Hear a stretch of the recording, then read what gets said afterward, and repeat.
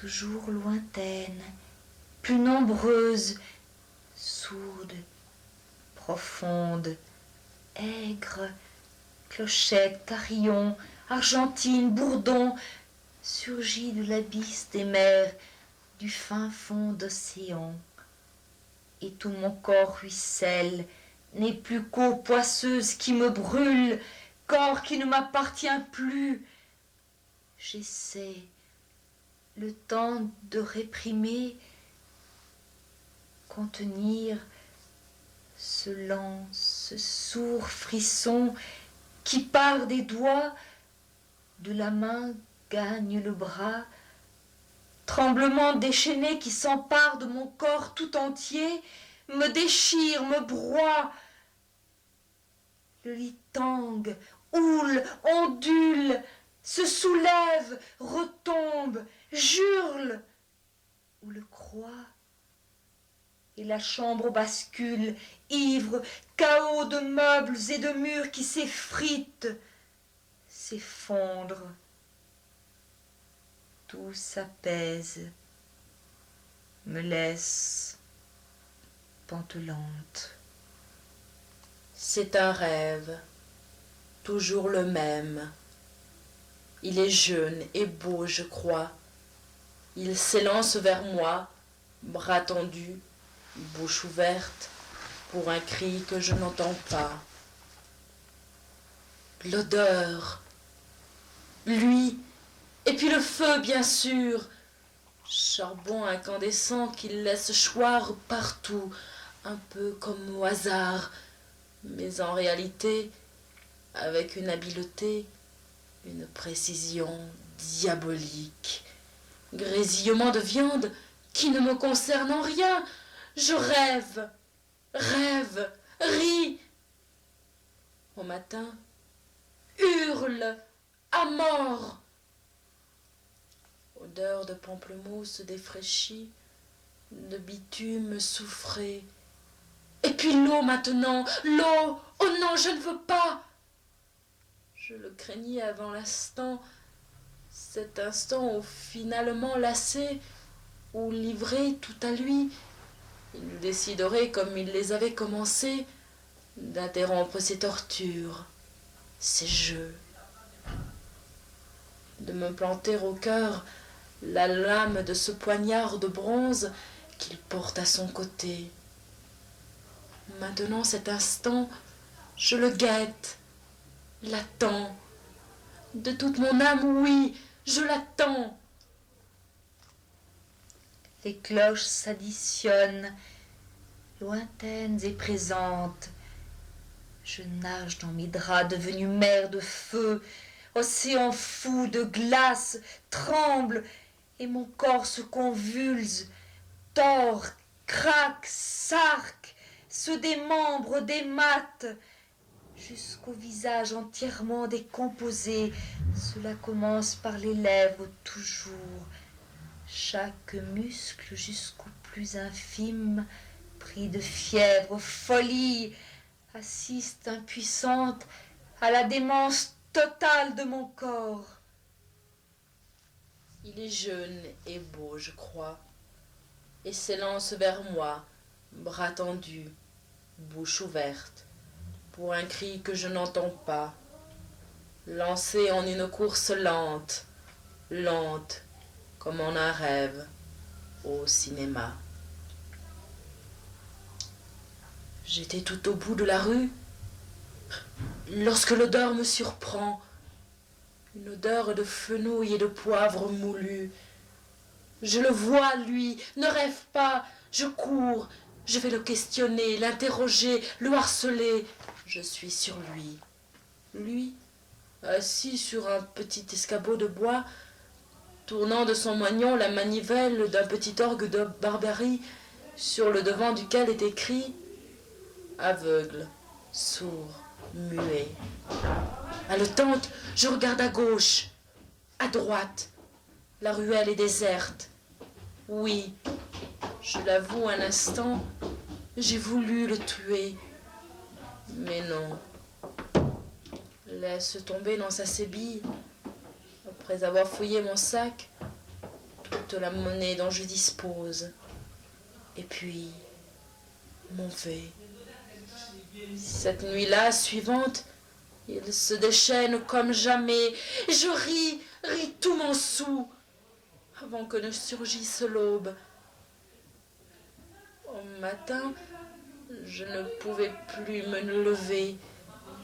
N'était qu'unique plaie, qu'une blessure entière, intolérable.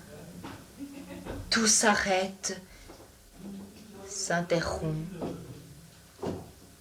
Effondré, je demeure, écoute, une à une,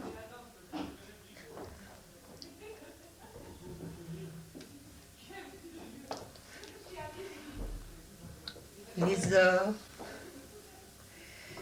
leurs demi qui se succèdent au morbier, jusqu'à ce qu'à nouveau ressurgissent les cloches.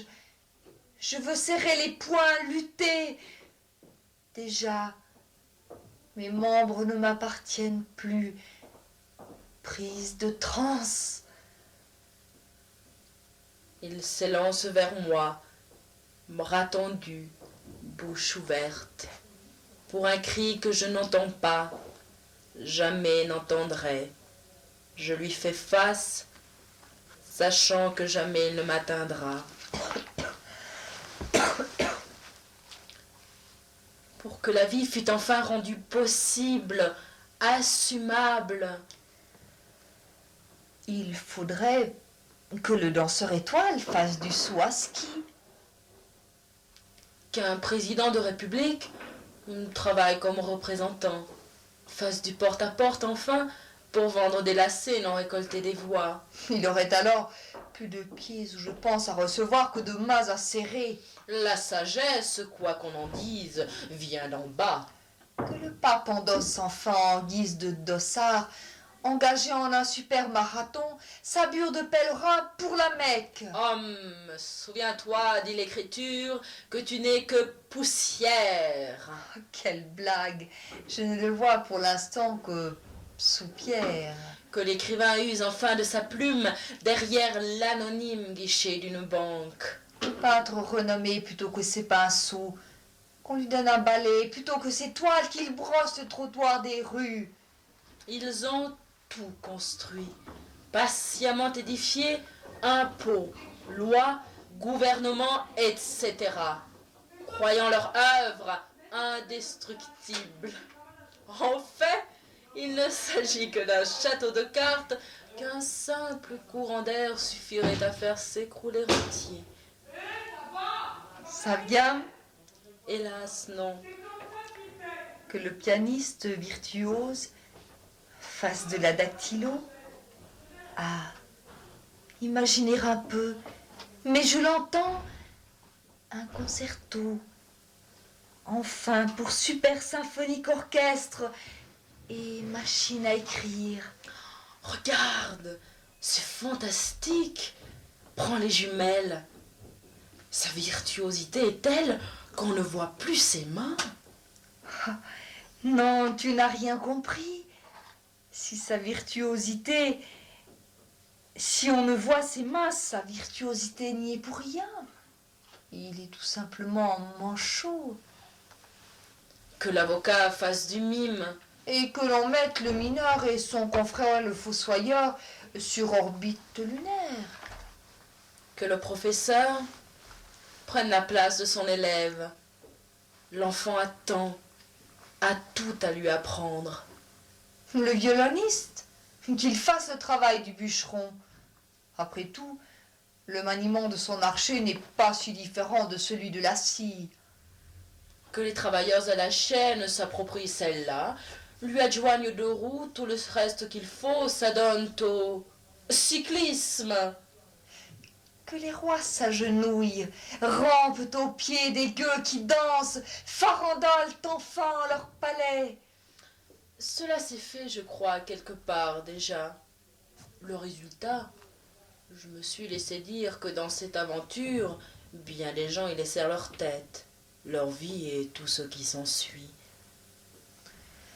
C'est ma foi vrai, oui, mais après seulement avoir ri un bon coup. Cela n'en valait-il la peine?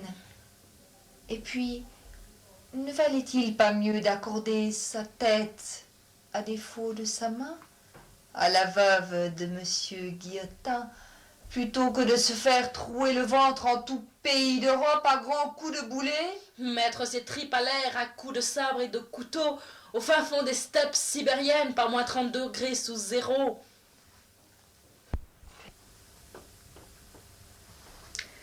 Sais-tu pourquoi Napo Machin sut se faire élire empereur? Non, je ne sais que à son sujet, avec le sang des autres ensuite, beaucoup d'encre a coulé. À cause de ça. Je ne vois pas le rapport. Les historiens n'ont jamais rien compris à cette attitude. En fait, il dissimulait sous son gilet Un PM. pistolet mitrailleur, dont il fut le premier inventeur, arme prête à réduire en bouillie tous ceux qui auraient eu l'audace ou l'impudence de le contredire. Tu avoueras qu'avec de tels arguments, Mais alors avec son PM, pourquoi la retraite de Russie? enrayé par le gel, Materno.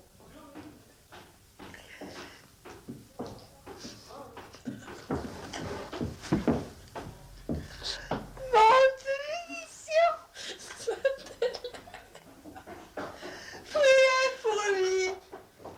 Que les fondeurs de toutes Assyries se réunissent enfin en deux groupes distincts, s'en aillent à la reconquête de Paul pour y planter leurs tentes, leurs drapeaux.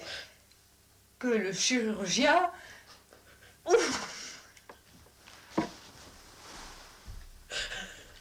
et le boucherie Et le boucher.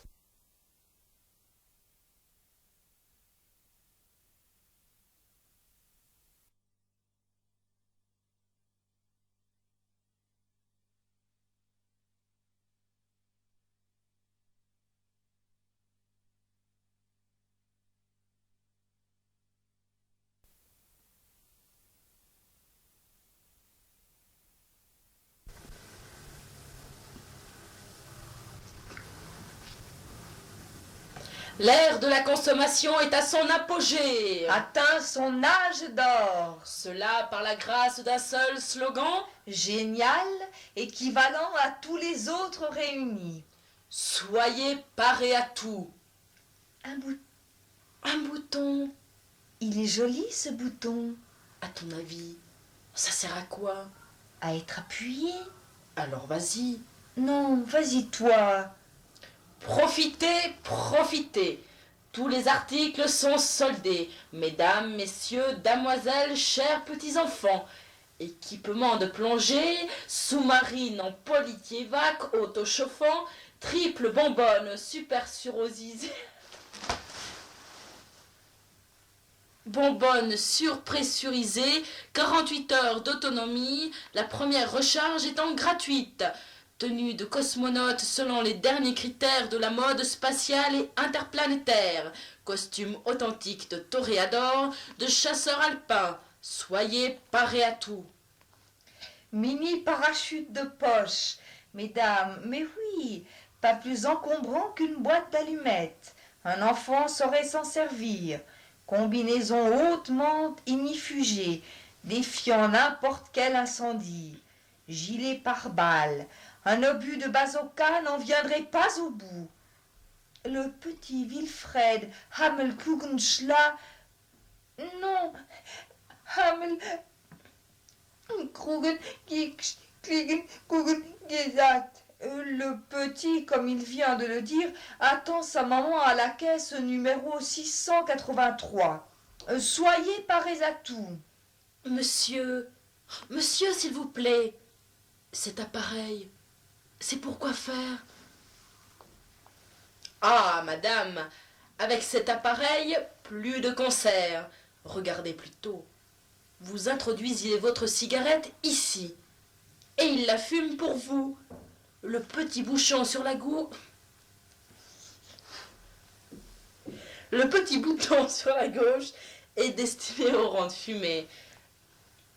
Au sous-sol, vous trouverez nos stands de grenades défensives et offensives, mines à retardement, canons de DCA, chars d'assaut familial, sous-marins atomiques à 2 et 4 places, etc., etc.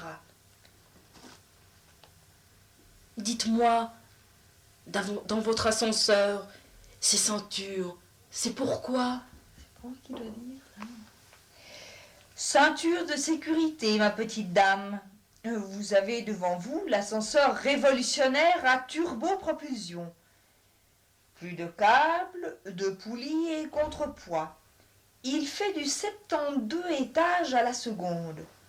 Je vous en aballe un? Non, vraiment? Non, je ne crois pas. Voyez-vous, j'habite au premier. Soyez parés à tout. Mini-bloc opératoire à usage domestique, avec matériel complet, méticuleusement stérilisé, anesthésique, seringue hypodermique, scalpel, ciseaux, scie, fossiles et marteaux, sans oublier bien entendu les aiguilles et le fil à recoudre. Mais oui, madame, un mode d'emploi est livré avec le tout. 20 ans de garantie. Qui dit mieux? Soyez parés à tout. Et ça sert à quoi, monsieur? Monsieur? Ah, ça, comme vous dites, madame, c'est la révolution dans le domaine du tourisme de haute montagne. Vous répartissez quelques colonnes aux 4 coins du village le plus retiré, un ampli de 1650 watts, vous enclenchez l'enregistrement et le plus exigeant des citadins s'y trouvera à l'aise. On peut encore y adjoindre 2 ou 3 diffuseurs hydrocarbone et autres gaz polluants et l'illusion sera quasi parfaite. Soyez parés à tout. Mais oui, la mode est maintenant à l'œil de verre, hautement recommandée par le corps médical. Vous économisez ainsi votre vue et par là prolongez votre vie.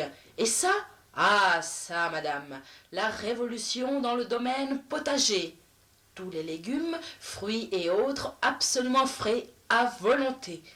Mais regardez plutôt, je prends cette graine. Hop, une goutte, une seule de l'engrais miracle.